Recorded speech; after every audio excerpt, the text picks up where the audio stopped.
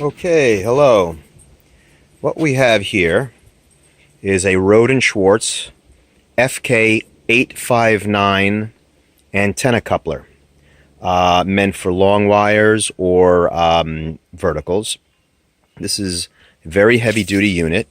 It is rated at 1 kilowatt, uh, both PEP and average, but I'm guessing this thing will put out 2 kilowatts at least, maybe even 3. I think it's way overrated.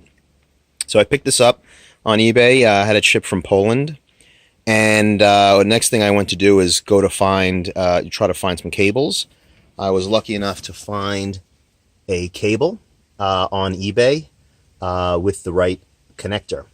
However, after looking at the only very scant documentation I have on this unit, it appears that I am missing one important pin on this cable. So I don't know what I'm going to do exactly, but I'm testing it out to see about that pin. What you can see is the only this electrical cord is not related, but this is the cable. Is the only cable that needs to go out to the coupler from the shack. It's about 18 pins are in use or so, 17. But actually, this coupler can function completely automatically with just 28 volts or 30 volts of DC. So all I need to provide it is 30 volts DC, and it will automatically tune an antenna when it sees power. Okay, but they do make a junction box for it, which I picked up from a friend, Gary, in Australia. Here's the junction box. Now, let me show you the back of it. So on the back of it, you can see the cable that going into it on the right that connects to the controller. This is an RS-232 port, which I'm very eager to play around with and see what I get out of it. From what I've read in the very scant documentation, this simply loops directly through here. It's actually communicating with some kind of CPU right in the big antenna coupler itself. And this is for if you want to connect it to a transmitter or transceiver. So let's look at the front.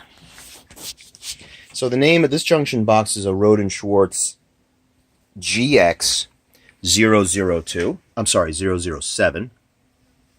And there's another coupler very similar to the one I have, which is called the HX002, which is like a dipole with 15-foot or I don't know 10-foot radial radiators coming out of it. It's quite a sight to see.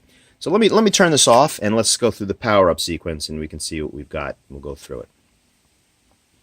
Let me try to maybe go a little more wide angle here. Okay. All right, so let's turn it on. Well, now I don't know whether you can hear the coupler making noise, but it does make noise. Let's go through what everything means. So this is showing that this junction box, this controller, is sending out 30 plus 5 and minus 5 volts. Let's go through this. Ready means it's ready to accept power. Tuning is in the process of tuning. P less than means there's not enough power to tune it, which we know there's no transmitter now. This means that the SWR is too great. This means the temperature is too high internally. This means there's a problem with the voltage. But the voltages look good here and there's no problem. Then we have an interlock feature, interference, meaning that means when you're tuning, if it's receiving a signal from a nearby transmitter, that may affect its ability to tune. Here you have an antenna switch, 1 and 2. I'm not exactly sure what this does. I don't know how you can get more than one antenna working with this coupler. Here are the tune modes, auto, hold, and tune. I believe the missing conductor is related to this. I think that maybe I cannot either use auto mode or tune or something is not present in the cable, but we'll see. And then receive mode, narrowband, or wide broadband. I believe this means whether or not the tuning components, the L's and the C's, are in place during receive, which would be narrowband, or whether it's bypassed, which I believe would be broadband. And here we have a self-test mechanism, which we're going to run, and this is go or no-go. So let's do the self-test and see what happens. Listen for the coupler making noise. Oops, let's do that again.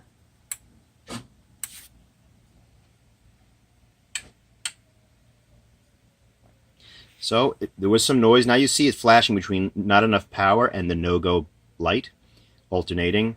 I believe this means that it needs some power to complete the self-test. You saw it go through the lights. Everything looked fine there, but I believe I have no documentation on any of the system I should mention, except some pinouts.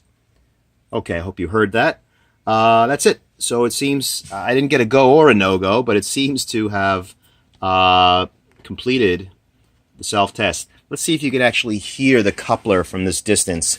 I'll change it from narrowband to wideband or something. Let's see what we can get it to do. There's the coupler is. Let's see if this. Let's see if you can hear that. You can't really see. The coupler's behind the couch.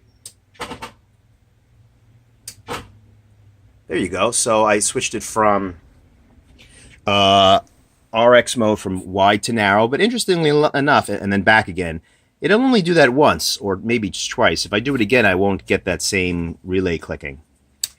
Yeah, I don't know exactly why that is.